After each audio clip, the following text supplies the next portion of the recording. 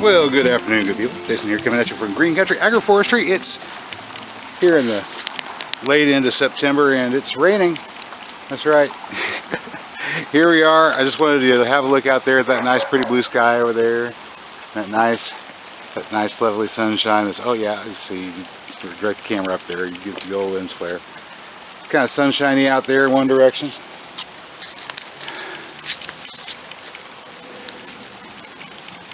Hi kitty, how you doing? Where are you headed to?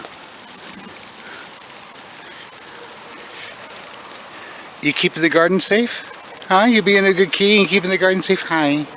Alright, we're just going to walk along here and have a look at things. So here we go. Look off over yonder. Isn't that a cool layering of clouds? To have a look over there, you can see a nice, like a really nice white fluffy cumulonimbus way off in the distance.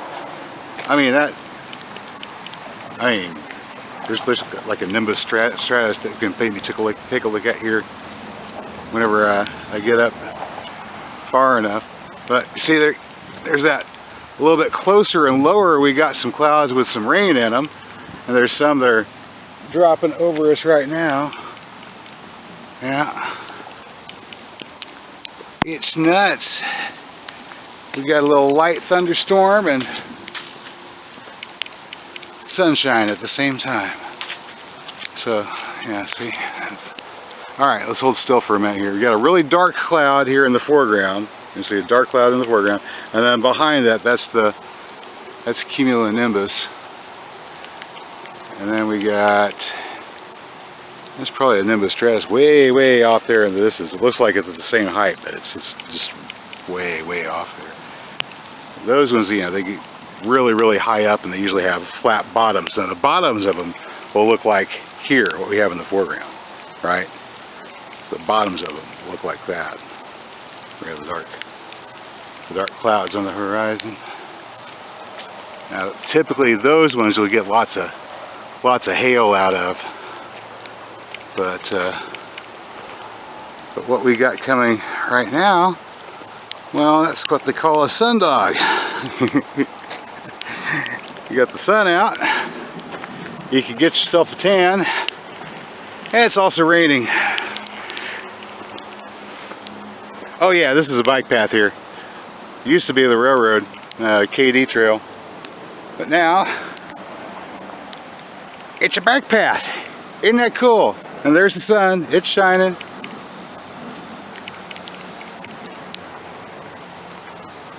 There you go. A little light sprinkle. Ooh, look, there's a rainbow over there. You see it? You see a rainbow off over there. Isn't that something? What a day! I hope you guys are having a beautiful day out there. We certainly are here in Green Country. Oh, look at that!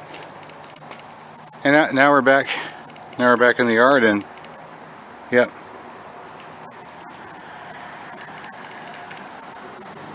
And the storminess has stopped. There's a couple of swallowtails. There's an older one and a very young one here interacting. Hi.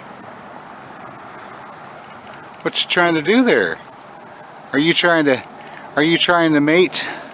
Do you think we've got an attempt at mating going on? Like, no, one was like, leave me alone, I want dinner. Like, I'm trying to get something to eat here. So there we go. That's the older one. Here's the younger one. The younger one got separated. You lost the one you're looking for. Where'd she go? Huh? Where'd she go? Where did she go, huh? And to get up and over and around, yeah. Would you look at that? We're probably going to get another flower out of this one. Yeah. Probably. It looks like it. Well, the nice thing about cannas, you know, they really like lots of moisture, so they are just really enjoying this this extra fall rain we've been getting.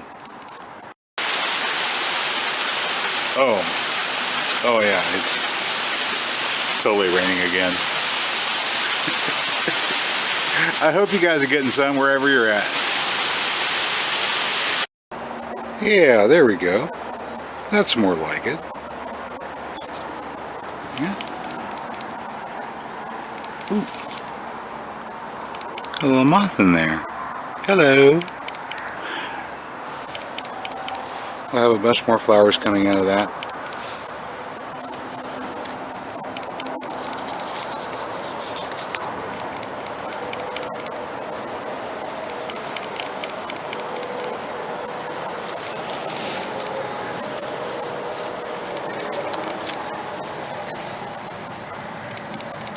I'm going to go ahead and start picking some of these black-eyed peas here.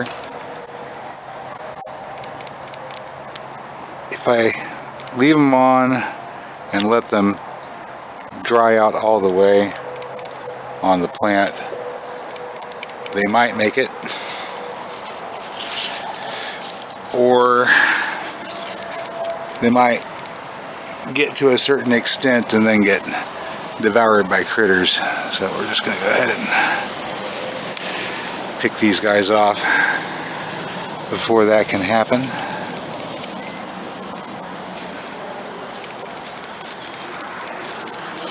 At this point, the seeds have thoroughly matured, and we're just waiting for the seed pod to dry. And it can do that off the plant.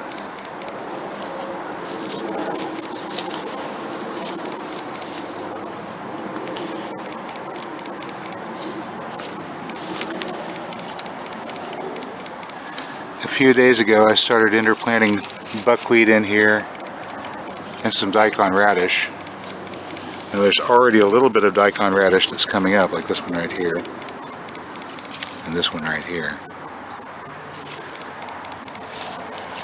We'll be disturbing the soil around the base of these cannas as they go dormant so we can lift them up, and at that time they'll be available for sale. But we can also bring them in and set them on peat moss, and that's one of our winter vegetables right there. If you have difficulty growing potatoes, but you get enough water, well, cannas love water, and unlike potatoes, if the weather gets hot, they don't mind. They keep on producing. So all those starchy rhizomes underground down there, that's what they use to make those glass noodles with in Vietnamese cuisine. But those starchy rhizomes can be cut up and used just like potatoes as well. They don't mash well, but they're good in stir fries and soups. And those will grow right there in the ground without having to do anything else except make sure they get plenty of water. And they grow, well, as you can see, even under the canopy of a full-size tree. This is a pecan tree that we're growing underneath here. So there's Canna indica purpurea.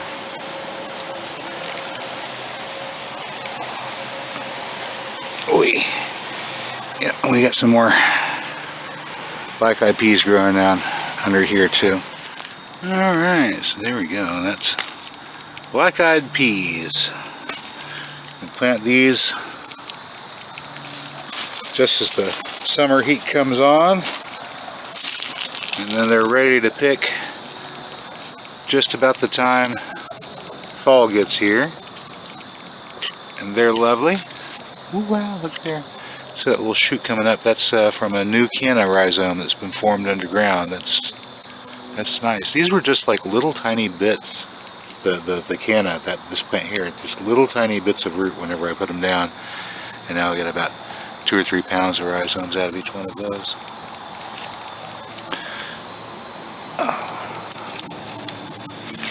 Well guys, I hope you're continuing to garden.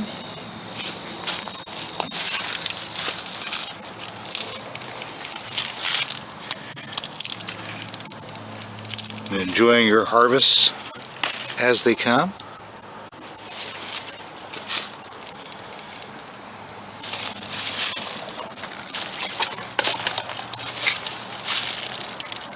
And that every day and in every way